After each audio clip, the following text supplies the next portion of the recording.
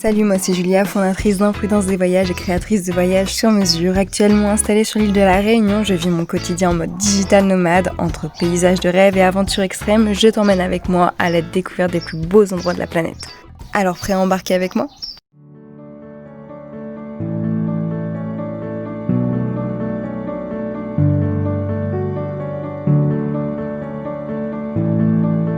On est prêt pour attaquer cette nouvelle journée. On a pris le petit déjeuner qui est moins bon que celui de notre autre hôtel.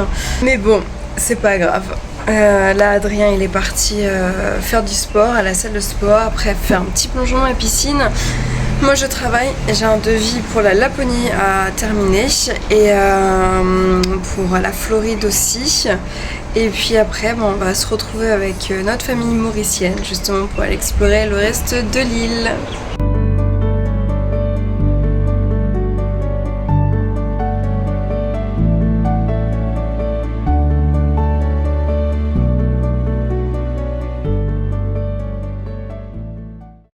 Après avoir profité de la plage de Flic en Flac, Gérald est venu nous chercher pour nous faire découvrir le dim sum, ou brunch chinois, qui se fait tous les dimanches en Chine. Comment dire que c'était un brunch très copieux et délicieux. Le dim sum est traditionnellement cuit de 3 manières principales, à la vapeur, frit ou rôti. La cuisson à la vapeur est la plus courante, la friture est utilisée pour les bouchées, tandis que le rôti est privilégié pour des mets comme les bao, et c'est ce que je préfère.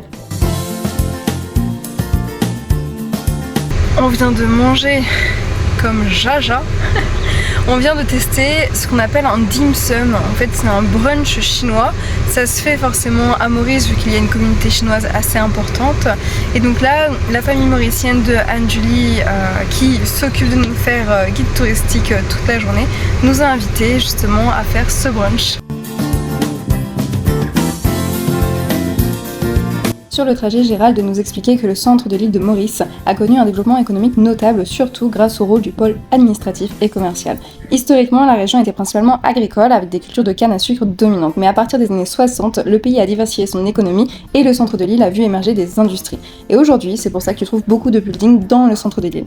Et par exemple, ce bâtiment est un bâtiment 100% écologique, c'est pour ça aussi qu'il a une forme un peu particulière. Notre prochaine destination est Trou-aux-Cerfs et Gérald nous expliquait que c'est un cratère volcanique et qu'il n'est pas le seul. Tu trouves par exemple le cratère de Piton de la Rivière Noire qui est un cratère associé à l'un des points les plus élevés de l'île, ou par exemple le cratère de Le Pouce qui est l'un des sommets les plus célèbres de l'île. Et nous voilà arrivés à Trou-aux-Cerfs avec une vue panoramique sur l'île et ses paysages. Le cratère mesure environ 300 mètres de diamètre et est rempli d'une végétation très dense. Et depuis ce lieu, tu peux apercevoir le littoral et notamment le Piton de la Rivière Noire. Après une bonne pause café, direction la découverte de la culture indienne à Maurice. Alors il faut savoir qu'à Maurice, plusieurs grandes statues symbolisent la forte influence religieuse, principalement hindoue de l'île. Et l'une des plus célèbres est la statue de Shiva à Grand Bassin, un site sacré pour les hindous. Cette statue impressionnante est haute de 33 mètres et est entourée d'un vaste temple et se trouve près du lac sacré de Grand Bassin, un lieu de pèlerinage super important, surtout lors du festival Maha Shivaratri. Alors du coup Gérald, donc là c'est Shiva. C'est Shiva. Et tu m'as dit, elle s'appelle comment la Là-bas, c'est Lakshmi. Lakshmi. Ces statues reflètent l'importance de la religion hindoue dans la culture mauricienne et sont des points de rassemblement spirituel et touristique très importants.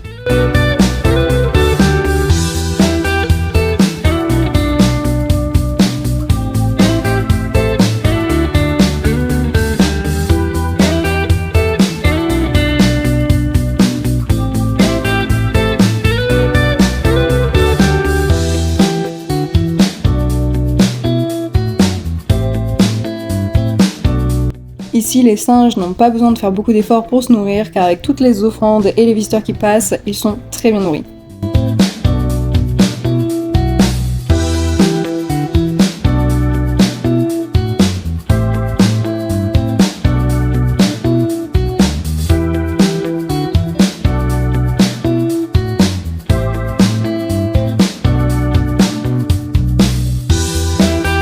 Ouais, je reconnais le thé. Et le cratère que vous voyez en haut, ça c'est Trou-Kanaka. Ok. Direction le sud de l'île en passant par quelques points clés comme la route du thé, qui est un héritage anglais bien évidemment, et par la découverte d'un des célèbres domaines de l'île.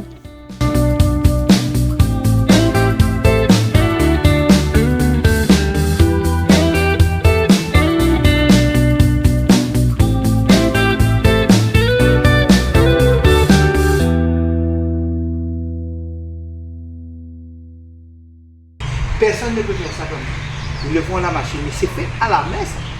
Taillé à la main. Taillé à la main ça. Ça, c'est taillé à la main ça.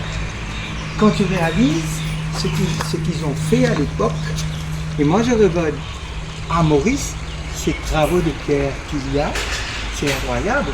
Les gens utilisent les grinders maintenant pour couper, pour dresser, et ça te donne comme tu dirais une qualité.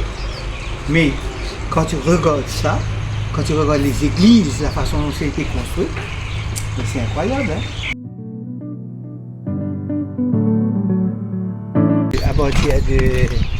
Allons-y à partir de Savannah.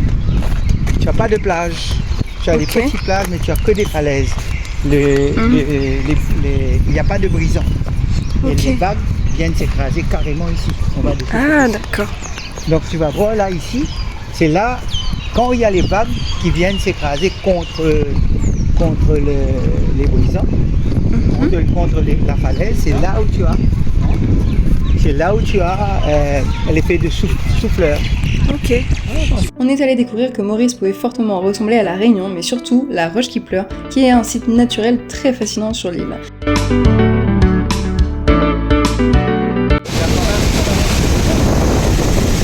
La Roche qui pleure. Il s'agit en fait d'une roche qui surplombe la mer et qui semble pleurer lorsqu'elle est frappée par les vagues. Et selon la légende, la roche qui pleure est liée à une histoire tragique, celle d'une jeune fille qui se serait jetée dans la mer en pleurant la perte de son amour.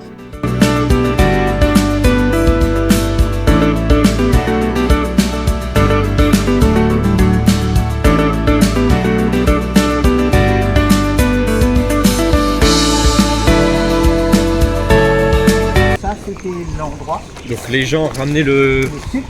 Les récoltes Et le ici. sucre, au lieu de transiter à travers l'île, était disposé ici. Donc vous avez la sucre là-bas. Belle-Ombre est notre dernière destination et est réputée pour sa beauté naturelle et ses paysages préservés. Cette région, souvent moins fréquentée que d'autres parties de l'île, est idéale pour ceux qui recherchent à la fois la tranquillité et la découverte de la nature. L'une des attractions majeures de la région est le parc naturel de Belle-Ombre. Tu y trouveras des sentiers de randonnée, des possibilités d'observer la faune locale, ainsi que des cascades comme la cascade de Belle-Ombre.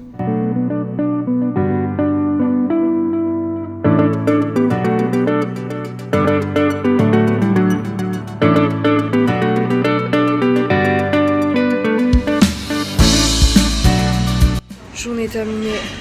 J'ai de nouveaux clients, donc il faut que je crée leur fiche de clients pour des voyages. Et après, je vais aller prendre une douche et faire dodo. Et demain, je fais la balade sur la plage. Trop hâte.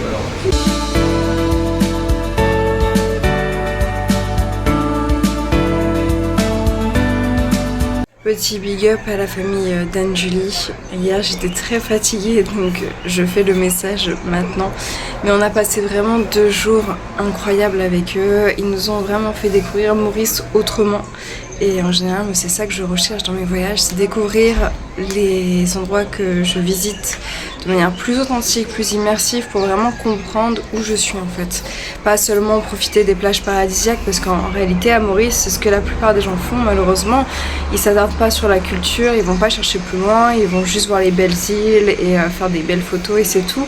Alors que Maurice a une culture très riche, extrêmement riche, une histoire très complexe et je trouve que c'est vraiment très intéressant de découvrir tout ça à travers les yeux de Mauriciens qui sont passionnés de leur île.